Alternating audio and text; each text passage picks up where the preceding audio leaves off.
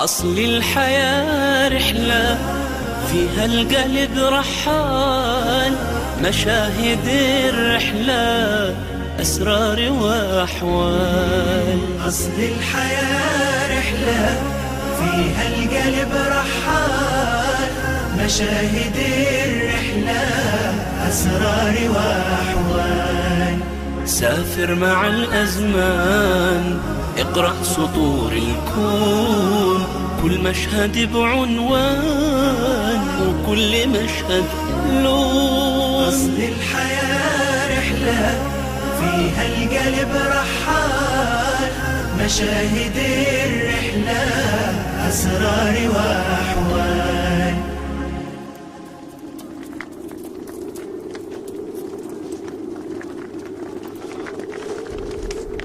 من منا يعرف أمهاته؟ ولا أقصد الأم التي ولدتنا، لكنني أتكلم عن زوجات محمد صلى الله عليه وآله وسلم. من منا يحفظ أسماءهن؟ فإنهن أمهات للمؤمنين.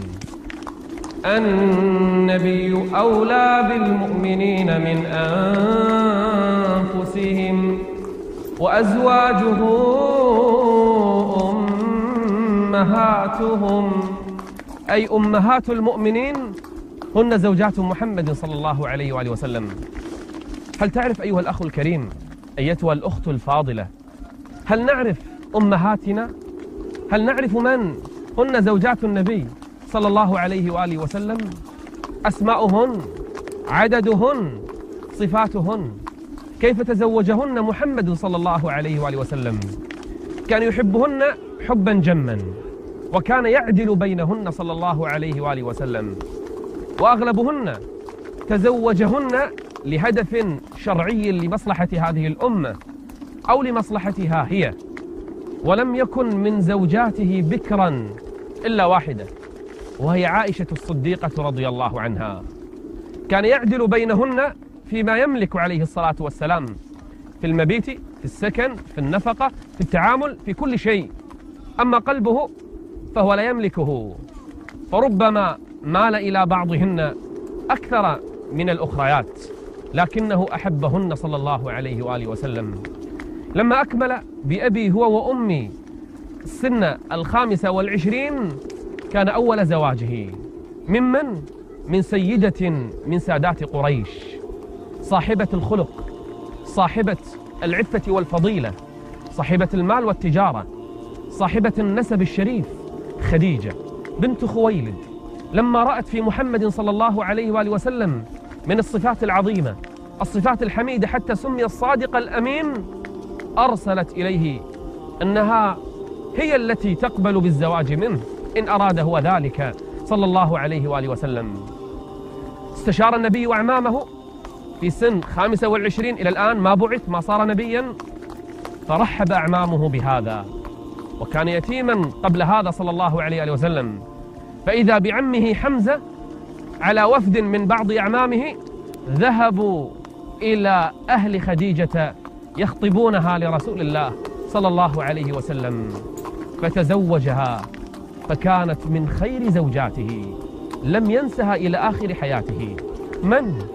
إنها سيدة نساء العالمين، لم يكمل من النساء إلا 4، منهن خديجة بنت خويلد، هي سيدة لنساء العالمين كمريم وامرأة فرعون وفاطمة ابنته صلى الله عليه وسلم وخديجة، فهي سيدة لنساء العالمين، صاحبة خلق وعفة وفضيلة، وقفت معه منذ بداية دعوته إلى آخر حياتها. تقول عائشة رضي الله عنها: ما غرت على أحد من النساء كغيرتي من خديجة، مع أنها ما تزوجت عائشة رسول الله إلا بعد وفاة خديجة، لكن غيرتها ظلت معها إلى آخر العمر. ليش؟ تقول عائشة: من ذكر النبي لخديجة، من كثرة ذكره لها ما نسي خديجة إلى آخر عمره، بل دمعت عينه أحيانا لذكر خديجة. وكان يقدم الهدايا والصدقات لصاحبات خديجة وفاء لمن؟ لخديجة رضي الله عنها. أول ما بعث محمد صلى الله عليه وآله وسلم، أول ما بعث وخاف من بداية الدعوة وكيف سيواجه قومه، فكانت خديجة هي المثبتة له. قالت: يا رسول الله، قالت: والله لن يخزيك الله أبدا، إنك تصل الرحم وتحمل الكل وتقري الضيف وتعين على نوائب الحق، والله لا يخزيك الله. فأخذت به إلى ابن عم لها ورقة ابن نوفل، فكان مثبتا له صلى الله عليه وآله وسلم. أعطته مالها كله، كل مالها لرسول الله، وكانت غنية ثرية، حتى يستعين بمالها في الدعوة إلى الله عز وجل. في الحصار كانت معه في حصار الشعب 3 سنوات، أنفقت مالها كله.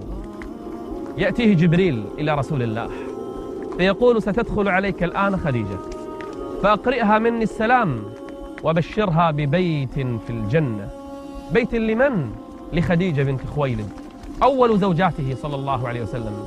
قال: بشرها ببيت في الجنة من قصب لا نصب فيه ولا وصب، هي أم أولاده، كل أولاد محمد صلى الله عليه وسلم من خديجة، إلا إبراهيم من مارية القبطية التي تسرى بها صلى الله عليه وسلم. أما كل أولاده القاسم وعبد الله ورقية وزينب وأم كلثوم وفاطمة، هؤلاء أولاد محمد عليه الصلاة والسلام، كلهم من سيدة النساء، من خديجة بنت خويلد. سنوات وما تزوج عليها النبي أحدا امرأة أخرى إلا بعد وفاتها رضي الله عنها. ظلت معه تسانده وتؤازره وتقف معه إلى آخر وفاتها، حتى سمي العام الذي توفيت فيه خديجة من حزن محمد صلى الله عليه وسلم عليها، سمي عام الحزن. حزن النبي على خديجة أشد الحزن لوفاتها رضي الله عنها وأرضاها. توفيت خديجة أولى زوجاته، ثم تزوج النبي صلى الله عليه وآله وسلم زوجة أخرى بعد خديجة. من؟ إنها سودة بنت زمعة، كانت متزوجة لرجل من السابقات في الإسلام، هاجر معها إلى الحبشة فتوفي زوجها ورجعت ب5 أولاد لها. خاف النبي صلى الله عليه وآله وسلم عليها من كفار قريش، خاف عليها وعلى أولادها، فعرض عليها الزواج منها بعد خديجة، فرضيت ووافقت واستبشرت من مثلها يتزوجها رسول الله أحسن الناس دينا وخلقا وخلقا بأبيه وأمي صلى الله عليه وسلم. إذن الزوجة الثانية من أمهات المؤمنين لرسول الله زوجة هي سودة بنت زمعة. الأولى خديجة بنت خويلد، والثانية سودة بنت زمعة، وكانت من الصالحات القانتات التي تنازلت في آخر حياتها عن ليلتها لعائشة الصديقة بنت الصديق رضي الله عنهما. الثالثة التي تزوجها النبي صلى الله عليه وآله وسلم من أمهات المؤمنين إنها عائشة، الوحيدة التي تزوجها النبي بكرا، كل زوجات ثيبات إلا عائشة رضي الله عنها فقد كانت بكرا. رأى النبي صلى الله عليه وسلم 3 ليالي رؤيا في المنام، يأتيه ملك عنده امرأة فتاة قد غطيت بالحرير، يقول الملك: هذه زوجتك يا محمد. يقول: فيكشف الحرير فإذا هي عائشة. إلى الآن ما تزوجها، 3 مرات يراها في المنام، فيقول النبي صلى الله عليه وسلم: إن يكن خيرا يمضه الله عز وجل.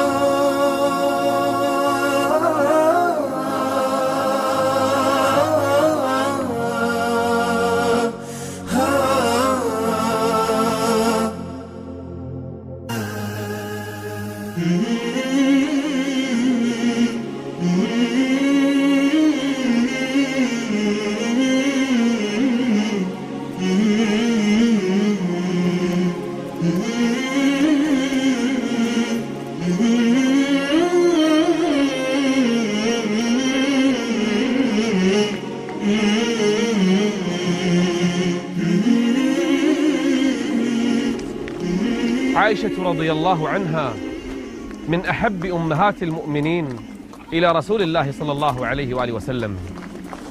تزوجها النبي وكانت صغيرة بيضاء جميلة، وكان يدللها فيسميها حميراء، يقول لها يا حميراء من جمالها. عائشة رضي الله عنها كانت أحب أمهات المؤمنين إلى قلب رسول الله، لهذا لما سئل من أحب الناس إليك قال عائشة. قيل من الرجال قال أبوها. تعلمت هدي النبي صلى الله عليه وآله وسلم، وكانت تسأل عن كل شيء حتى صارت فقيهة عالمة عابدة، وكان الصحابة والتابعون يرجعون إليها في الفتيا. وفي هدي النبي لا تسأل إلا عائشة رضي الله عنها. وكانت صوامة تسرد الصوم، قوامة تكثر من القيام، كثيرة الصدقة لا تدع شيئا لنفسها. لما اتهمها المنافقون بتلك التهمة العظيمة تقول عائشة كنت أعلم أن الله عز وجل سيبرئني، لكن ما كنت أظن أن الله سينزل في قرآنا حتى أنزل الله براءتها من فوق 7 سماوات. وما تزوج النبي بكرا غيرها، إنها عائشة الصديقة. لما مرض النبي مرضه الأخير استأذن زوجاته أن يمرض عندها، وما توفي النبي صلى الله عليه وسلم إلا بين سحرها ونحرها. من أمهات المؤمنين حفصة بنت عمر بن الخطاب رضي الله عنهما. أراد عمر أن يزوج ابنته حفصة، فبحث عن أحسن الرجال، وجد عثمان بن عفان الرجل الحيي، قال هل لك أن تتزوج حفصة بنت عمر؟ فقال عثمان أمهل لي حتى أنظر في أمري. فلقيه في اليوم الثاني فقال له يا عمر قد رأيت أني لا أرغب في الزواج الآن. فإذا بعمر يجد من؟ أبا بكر. قال يا أبا بكر هل لك أن تتزوج حفصة بنت عمر بن الخطاب؟ فقال أبو بكر الصديق سكت ولم يقل شيئا، لم يرد على عمر. فوجد عمر في نفسه على أبي بكر، ليش ما يقبل الزواج من بنتي وما فيها حفصة؟ فلما مكث أياما خطب النبي صلى الله عليه وآله وسلم حفصة لنفسه. فجاء أبو بكر فقال يا عمر أظنك وجدت علي في نفسك لما أردتني أن أتزوج حفصة وما رددت عليك. قال نعم. عمر صريح، نعم وجدت عليك في نفسي. فقال أبو بكر إني كنت قد علمت كلام رسول الله عنها، يعني كنت أدري أن الرسول يريد أن يخطبها، وما كنت أفشي سرا لرسول الله صلى الله عليه وآله وسلم. تزوج النبي حفصة بنت عمر وكانت صوامة قوامة. قال جبريل لرسول الله إنها صوامة قوامة وهي زوجتك في الجنة. من أمهات المؤمنين أيضا امرأة تسمى زينب بنت خزيمة الهلالية. زينب بنت خزيمة توفي لها أكثر من زوج، ومنهم 2 شهيدان في المعركة. امرأة صالحة عابدة كانت ترعى المساكين وتطعمهم وتكسوهم، حتى سميت في المدينة أم المساكين. سميت أم المساكين رأف النبي لحالها ولعظم عملها وصنيعها، وتوفي زوجان شهيدان في المعركة كانت في ذمتهما. لهذه الأسباب تزوجها النبي صلى الله عليه وآله وسلم، وما مكثت بعد زواجها منه 2 أو 3 حتى توفيت رضي الله عنها زينب بنت خزيمة. أيضا من أمهات المؤمنين امرأة تسمى هند، وتكنى أم سلمة بنت أبي أمية، من أعقل الناس، من أعقل النساء وأول النساء هجرة إلى المدينة. زوجها أبو سلمة توفي، فلما توفي حزنت حزنا شديدا، فعلمها النبي أن تقول اللهم أجرني في مصيبتي واخلف لي خيرا منها. قالت ومن خير من أبي سلمة؟ فتزوجها رسول الله صلى الله عليه وآله وسلم. امرأة عاقلة فقيهة عالمة كثيرة الرواية لأحاديث رسول الله.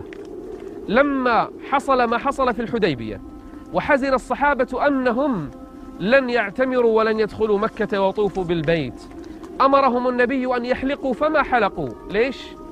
ما حلقوا لأنهم ظنوا أنهم ربما سيعتمرون. قالت أم سلمة لما رأت الحزن على رسول الله، قالت يا رسول الله، وكانت معه في تلك السفرة، قالت اذهب فانحر بدنك وادع حالقك واحلق فإنهم سيحلقون. ففعل النبي ما أشارت عليه أم سلمة رضي الله عنها، فذهب ونحر بدنه والصحابة ينظرون، وحلق رأسه فتقاتل الصحابة على حلق رؤوسهم. وكان الأمر برأي من؟ العاقلة الرشيدة أم سلمة أم المؤمنين رضي الله عنها. وكم روت لنا من أحاديث رسول الله صلى الله عليه وآله وسلم. أيضا من أمهات المؤمنين امرأة تسمى زينب بنت جحش. الأولى زينب بنت خزيمة، هذه زينب بنت جحش من أكثر الناس دينا وخلقا وورعا وجمالا. زينب بنت جحش كانت زوجة من؟ زوجة زيد ابن حارثة حبيب رسول الله. زيد كان يسمى زيد ابن محمد. كان عادة الجاهلية التبني، فجاء الإسلام ليبطل التبني. ما في شيء اسمه زيد ابن محمد، زيد يرجع لأبيه، ادعوهم لآبائهم. فرجع زيد لاسم أبيه ابن حارثة. طيب الآن هو متزوج، أراد القرآن وأراد الشرع أن يعلم الناس أن ما في شيء اسمه تبني، لأن الولد لو تزوج وطلق زوجته لا يحل لأبيه أن يتزوجها حتى لو بعد الطلاق لأنه ولده. طيب هذا ليس بولده. إذن ليشرع الله عز وجل لنا أنه ما في شيء اسمه التبني في الإسلام، أمر الله عز وجل وشرع لزيد أن يطلق زينب ويتزوجها رسول الله ليكون شريعة للناس أنه لا تبني في الإسلام. زوجناكها لكي لا يكون على المؤمنين حرج في أدعياء أبنائهم إذا قضوا منهن وطرا. زينب كانت عابدة، تزوجها النبي صلى الله عليه وآله وسلم وكان يحب أن يأكل عندها العسل. وتعرفون القصة، عائشة وحفصة لما قالتا أن الرائحة سيئة تخرج منك يا رسول الله، وحرم النبي عليه العسل وأنزل الله سورة التحريم. زينب بنت جحش كانت عاقلة، لما سألها النبي عن حديث الناس في عائشة ماذا قالت؟ قالت والله ما علمت فيها إلا خيرا، مع أنها ضرة لها، ومع هذا ما كانت تقول في زوجات النبي إلا خيرا. هؤلاء بعض أمهات المؤمنين زوجات رسول الله صلى الله عليه وآله وسلم.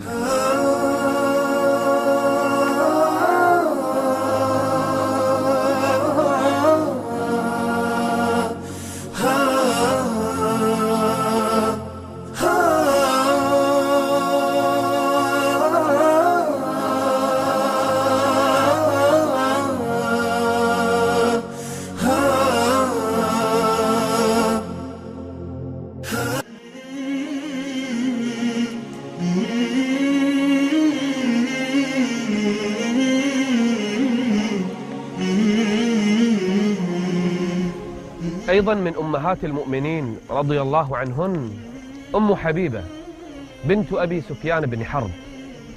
كانت في الهجرة الأولى إلى الحبشة، وتوفي زوجها هناك في الحبشة، فاقترح النجاشي أن يزوجها لرسول الله صلى الله عليه وآله وسلم، النجاشي بنفسه، وهو الذي دفع المهر نيابة عن رسول الله صلى الله عليه وآله وسلم. فتزوج النبي أم حبيبة بنت أبي سفيان. لما جاء أبو سفيان يفاوض النبي قبل فتح مكة، خرج من مكة إلى المدينة يفاوض رسول الله حتى لا يخرج لقتال وفتح مكة. أول ما جاء إلى بيت ابنته أم حبيبة أم المؤمنين، فلما دخل عليها أبوها أدخلته، ولما أراد أن يجلس على فراش رسول الله ما أذنت له، قالت إنك مشرك نجس وهذا رسول الله صلى الله عليه وآله وسلم، فطوت فراشه قبل أن يجلس عليه. أم حبيبة أمنا، هي أم للمؤمنين. أيضا من زوجات النبي وأمهات المؤمنين صفية بنت حيي ابن أخطب، أبوها سيد بني النضير، سيد قومه من اليهود، الذين عادوا رسول الله صلى الله عليه وآله وسلم أشد العداء بعد فتح خيبر كانت من بين السبايا، فعلم النبي أنها ابنة سيد قومها فاعتقها صلى الله عليه وسلم وتزوجها، فكانت من خير زوجاته خلقا ودينا. أما صفية فلما تزوجها النبي كان عمره 17 سنة. تحدث عن نفسها تقول صفية لما كانت مع اليهود تقول: رأيت في المنام رؤيا، رأيت أن القمر في السماء قد اكتمل. شافت القمر في المنام، فسقط القمر في حضنها، فأولته أن رجلا عظيما سيتزوجني، ومن أعظم من رسول الله صلى الله عليه وآله وسلم، ومن أجمل من القمر إلا رسول الله صلى الله عليه وسلم. تزوج النبي صفية بنت حيي ابن أخطب فصارت أما للمؤمنين، وكانت حليمة كريمة طوال حياتها. أيضا من أمهات المؤمنين جويرية بنت الحارث، هي أيضا سيدة، أبوها سيد لقومها في بني المصطلق.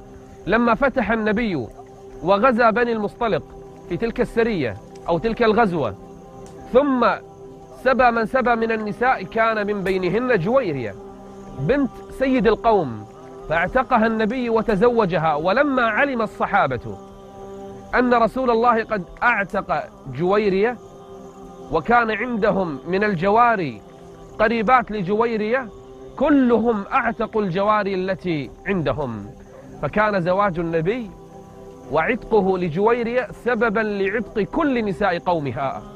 من الناس كرامة لقومها كجويرية مع قومها، تسببت بعتق كل النساء.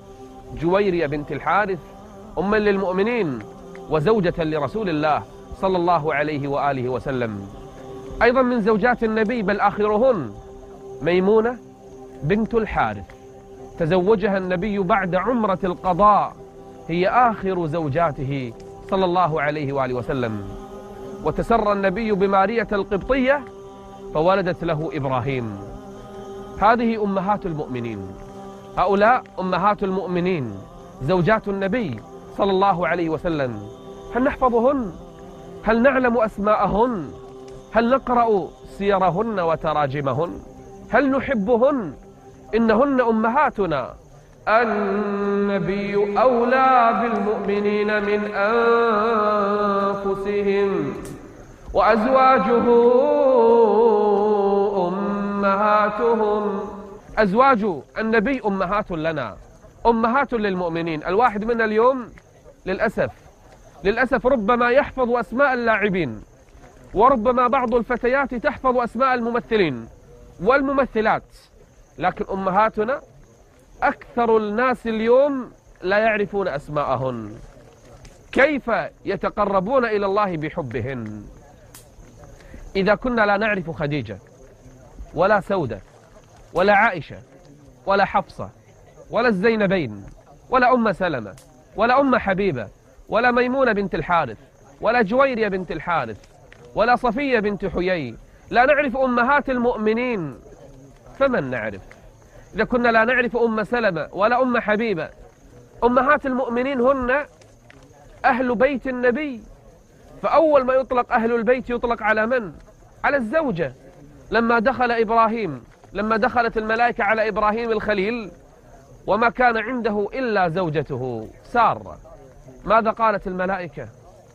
قالت: أهل البيت، السلام عليكم أهل البيت. ولم يكن إلا زوجة معه، لم تكن له أولاد.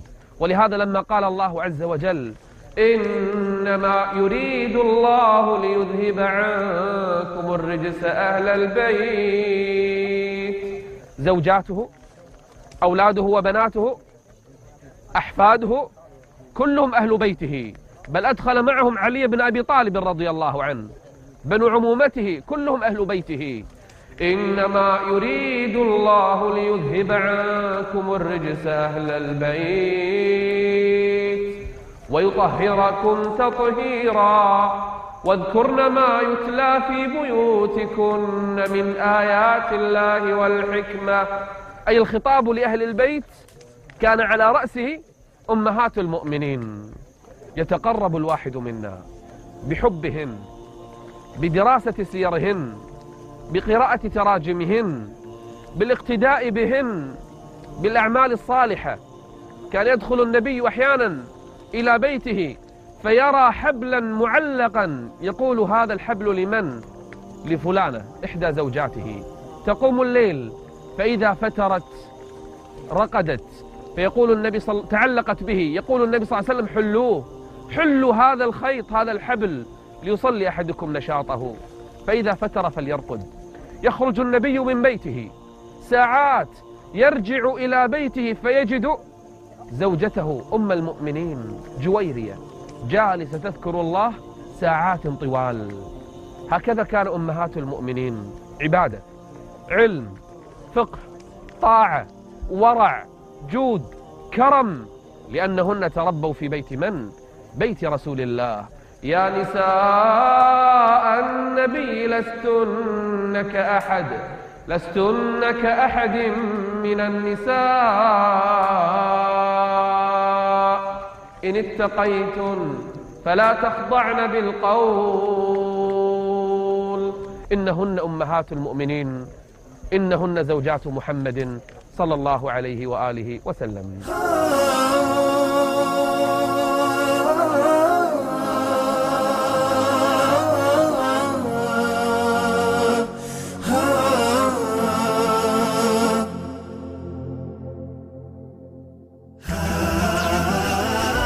قف أنت مهما كنت شاهد، فلكل حادثة مقاصد، مجد المعاني منك داني، ألقت إليك بها مشاهد. قف أنست بماضيها الحواضر، ومضى على الأثر المسافر، فإذا وقفت وقوف حائر فاسمع إلى الماضي وشاهد. بحر الحياة إليك ألقى، عبر الزمان تساق سوقا، أرأيت في دنياك أشقى ممن تعامى وهو شاهد. قف أنت مهما كنت شاهد، فلكل حادثة مقاصد، مجد المعاني منك داني، ألقت إليك بها مشاهد. قف